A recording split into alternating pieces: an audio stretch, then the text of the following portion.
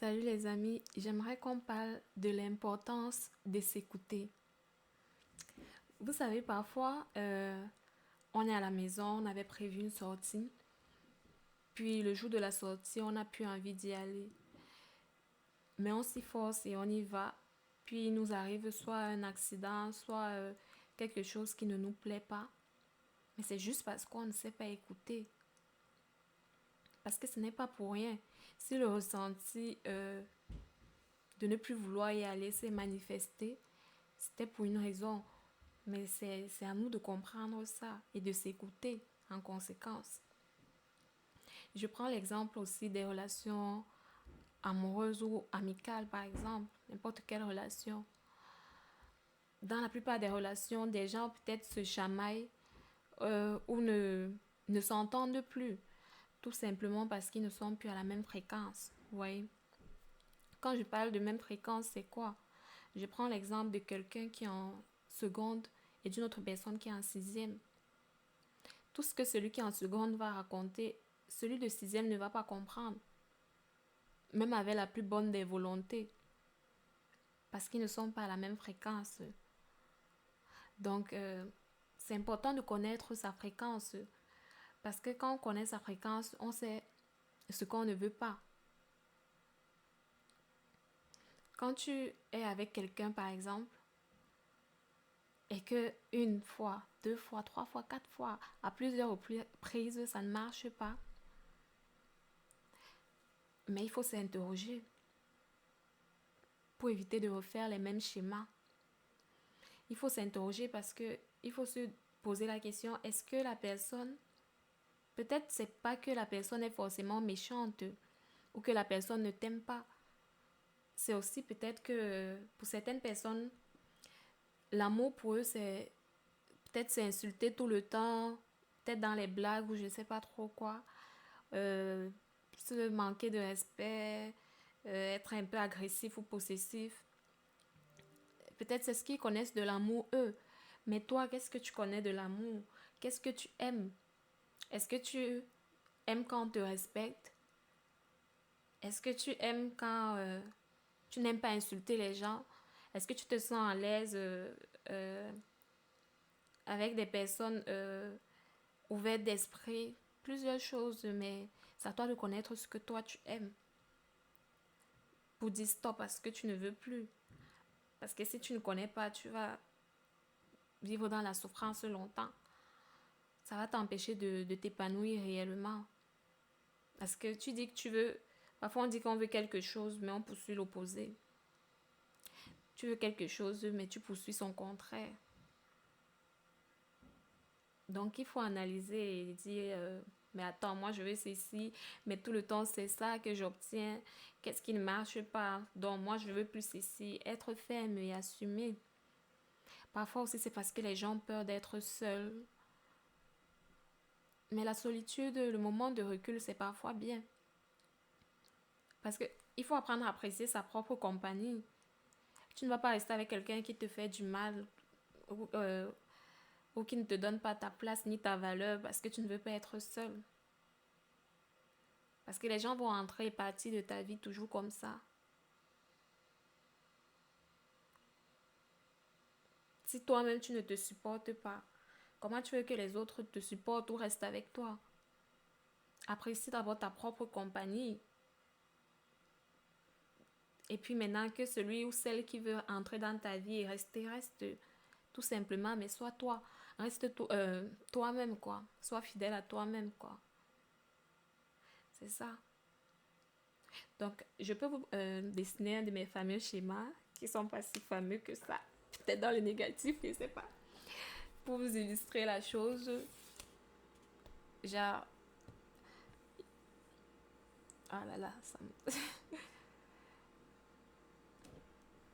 Peut-être te voici là, voici ton partenaire ou bien ton ami, n'importe quoi, si tu veux. Puis, vous ne vivez pas à la même fréquence. Peut-être elle est à la fréquence 1, ouais. Toi, tu te trouves à la fréquence 2. Ouais, c'est un 2. Toi, tu te retrouves à la fréquence 2. Donc, c'est normal qu'à chaque fois, il y a un certain malaise, que tu ne te sens pas à l'aise avec cette personne ou bien qu'il y a des problèmes tout le temps parce que vous n'êtes pas à la même fréquence. Pour, pour avoir ce que tu veux ou être épanoui, c'est intéressant de prendre quelqu'un qui a la même fréquence que toi parce qu'il va pouvoir te comprendre et tu vas pouvoir comprendre cette personne aussi. Vous allez pouvoir vous comprendre.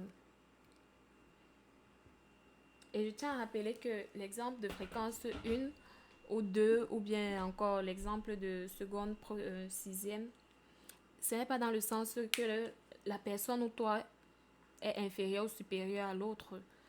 C'est pas dans ce sens-là, mais c'est juste pour illustrer le fait d'être dans des, déjà, je sais pas comment on dit, fréquences différentes vraiment. Un peu comme l'eau liquide. Tu peux mélanger l'eau liquide avec la glace, l'eau solide, ça ne marche pas. Si tu es liquide, cherche quelqu'un qui est liquide. Si c'est le jus liquide, bref, quelque chose du genre. Donc, vous me comprenez. Juste pour vous illustrer la chose. Donc, parfois, il n'y a pas que des personnes forcément négatives. Peut-être il y a des personnes négatives qui font exprès. Mais je tiens à rappeler que ces personnes-là, même si elles font exprès, s'il y a des personnes qui font exprès d'être méchants ou négatifs, mais eux-mêmes, ils ne connaissent pas ce que c'est que réellement l'amour aussi. Donc, ça revient à la même chose. Ils ne sont pas à la même fréquence que vous. Or, si vous savez ce que c'est, si vous savez ce que vous voulez, vous pouvez dire stop parce que vous ne voulez plus.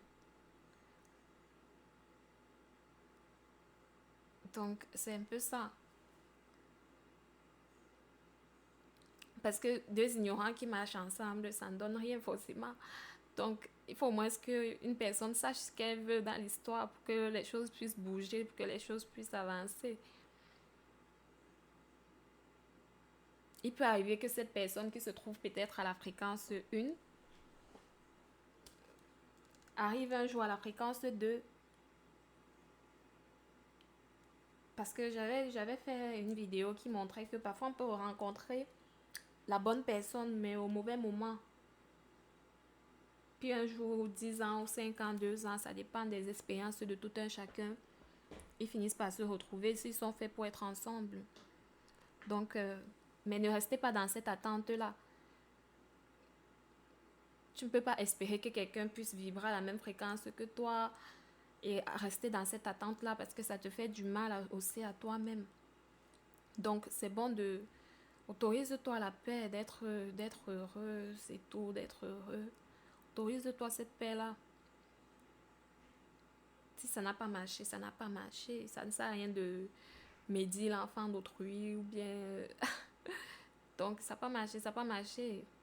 On s'apporte des choses aussi mutuellement. Donc, ce qui est sûr, même si ta relation a été peut-être désastreuse, que ce soit en amitié ou en amour, ça t'a appris des choses. Si cette personne-là n'était pas comme tu voulais, ne te convenait pas, ça ne t'apporte, ça ne te permet pas d'évoluer, de dénigrer cette personne-là, de... Vous voyez un peu, donc dis-toi juste que tu as vécu une expérience avec quelqu'un, avec quelqu'une, ça n'a pas marché, ok?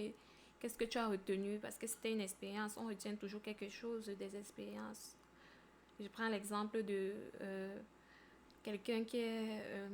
peut-être si tu pars avec la voiture et tu connais la voiture de quelqu'un d'autre, parce que parfois on a tendance à être dans la victimisation, se dire que oh non, tel nous a fait, mais on a ce pouvoir-là de ne pas autoriser cela en comprenant ce que nous on veut.